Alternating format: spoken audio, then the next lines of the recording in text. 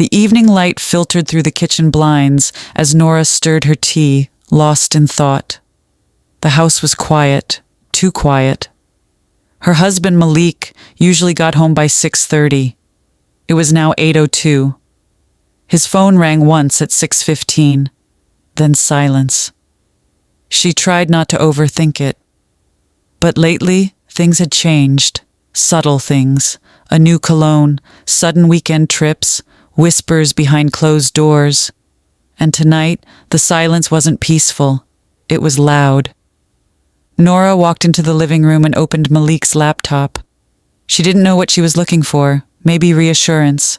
Maybe proof that she was just paranoid. She wasn't ready for what she found. An email. Subject: "Can't wait to see you tomorrow night." No name. Just initials. LM. She clicked it. "Thank you for last night. I haven't laughed like that in ages. You make me feel like the only woman alive. Counting hours till tomorrow." Nora's hand trembled. Her throat tightened as her world shifted in a blink. Her husband, her Malik, wasn't just late. He was with someone else. Someone who made him laugh. Someone who didn't carry his name. She scrolled through the thread. Weeks worth of messages, dinner reservations, pet names, photos, blurry selfies of Malik in places he said he'd never been. It wasn't just cheating. It was a second life. Nora shut the laptop slowly and stared at the wall. Her ears rang. Her heart raced. Then she stood, calm and controlled, and walked to their bedroom. She opened his drawer. Passport, receipts.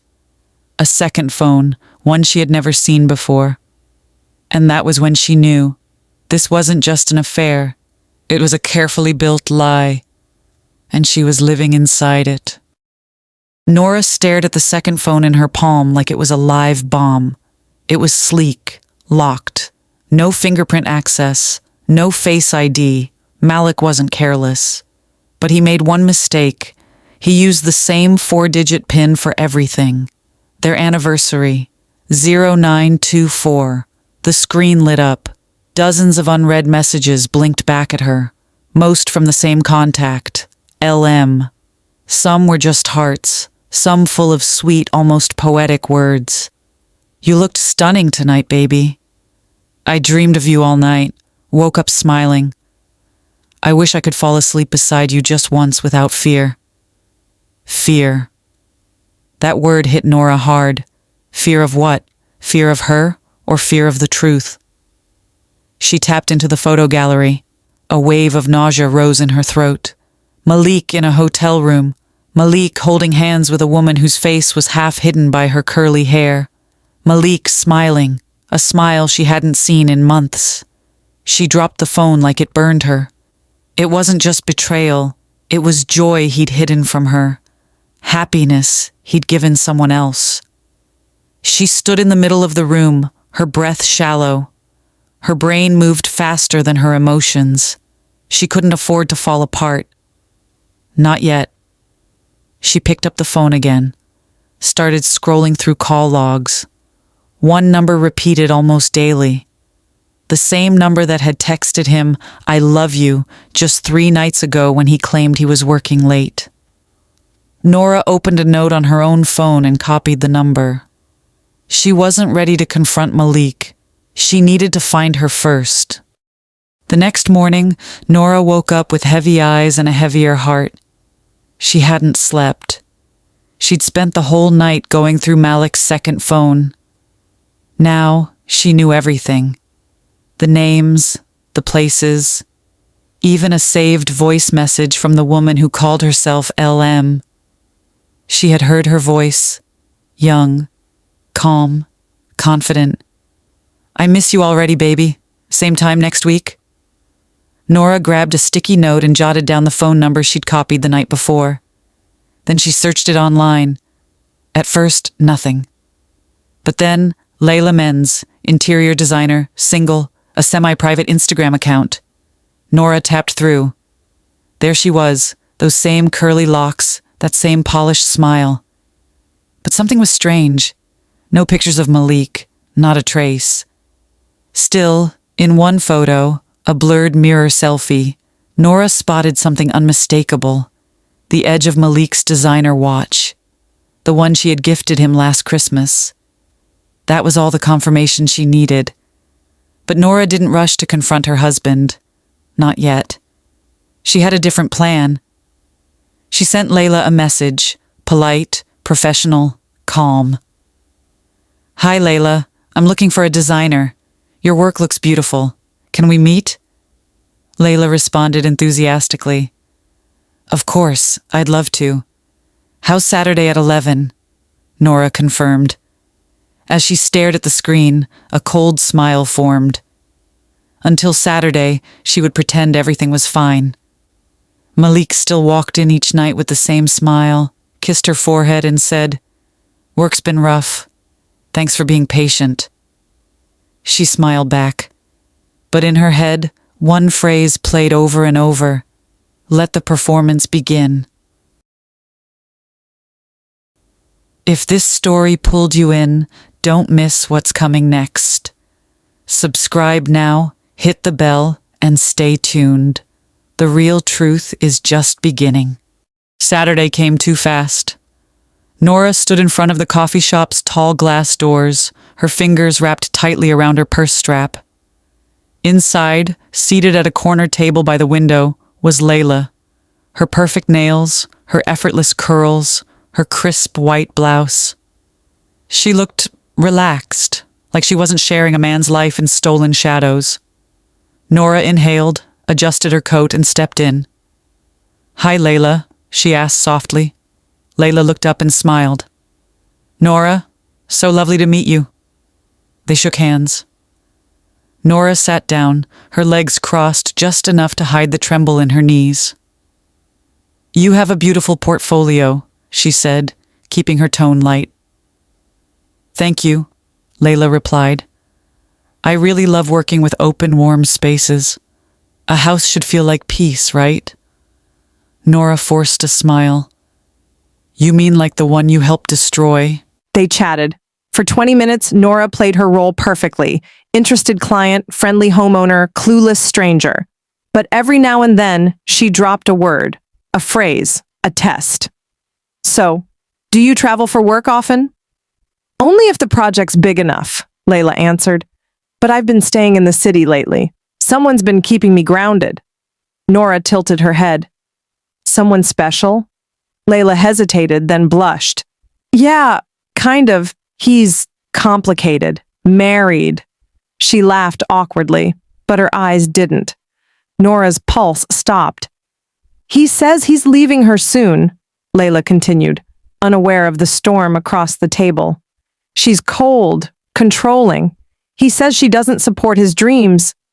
Nora nodded slowly. The air grew heavier. People walked in and out of the cafe, cups clinking, music playing soft jazz. But for Nora, the only sound was the thudding of her own heartbeat. "I'm sorry," Nora finally said, her voice calm, low. "But I think you've been lied to." Layla's eyes narrowed. "What do you mean?" Nora leaned in slightly.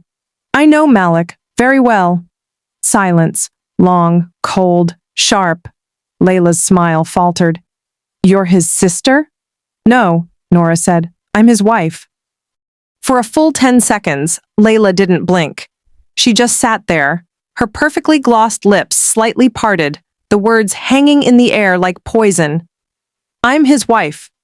Nora didn't repeat it. She didn't need to. Layla finally spoke. "You're kidding, right?" Nora tilted her head. "Do I look like I'm joking?"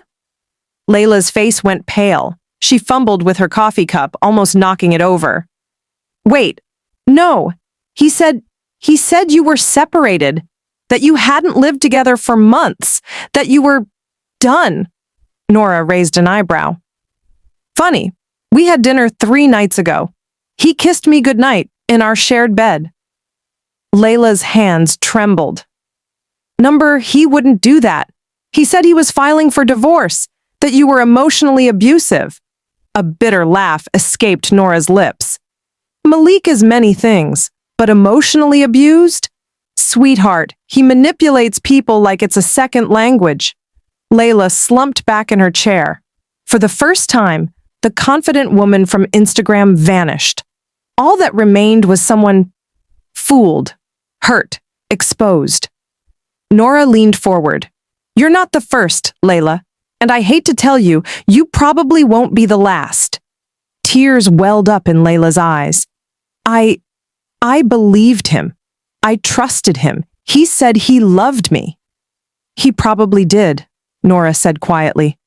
He says that to make it real, even for himself. Silence. The kind of silence that swallows sound, that makes every small clink and murmur around you feel like background noise in a movie scene you wish you weren't living in. Then Layla whispered, I didn't know. Nora nodded. I believe you. For a strange moment, the two women, once strangers, then enemies, sat in solidarity. Not against each other, but against a man who had played both.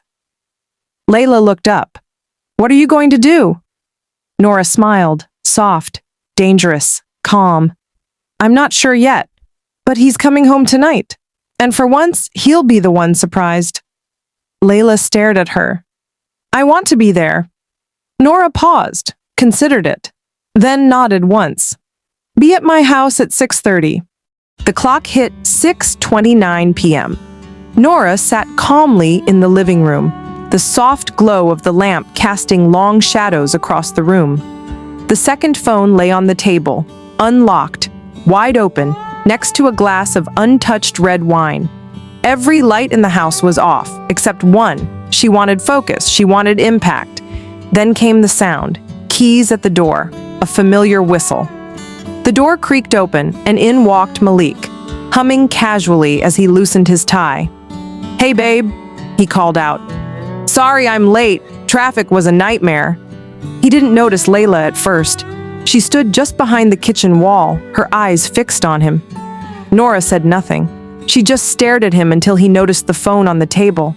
His other phone. His smile froze. What's going on? He asked, his voice lower now. You tell me, Nora said evenly. Malik opened his mouth, but just then Layla stepped into the light. The silence hit like a thunderclap. His jaw tightened. Layla, what are you doing here? I could ask you the same thing, she snapped, but I already know. Nora stood now. Her voice was steady. We've been talking. You what? For hours, Layla continued. Your wife is very kind, by the way. Much more than I would be if I were in her shoes. Malik looked like he'd been stabbed in the stomach. You don't understand. No, Nora interrupted. You don't. You built a web of lies and thought no one would ever trace it back. But now you're standing in your truth, naked, and watched. Malik's face twisted. I can explain. Don't, Layla said sharply. I was never yours to lie to. He looked to Nora now, pleading. Please, don't let this ruin us. We can fix it. There is no us, Nora said. She stepped closer and stared him in the eyes. You didn't just betray me. You destroyed the one thing I protected most, my peace. She turned to Layla. Are you still in love with him? Layla didn't even blink. I'm in love with who I thought he was. Nora smiled. Then we're done here. She picked up the second phone, walked to the kitchen sink, and dropped it in. One clean splash. One final silence. Malik didn't move, just stood there, hollow. Layla turned to go. Nora followed her to the door, then paused and looked back at him one last time. You should have just chosen one life, she said, but you were greedy. And with that, the door closed, for good. If you discovered your partner had a whole second life with someone else, would you walk away quietly or confront them with everything?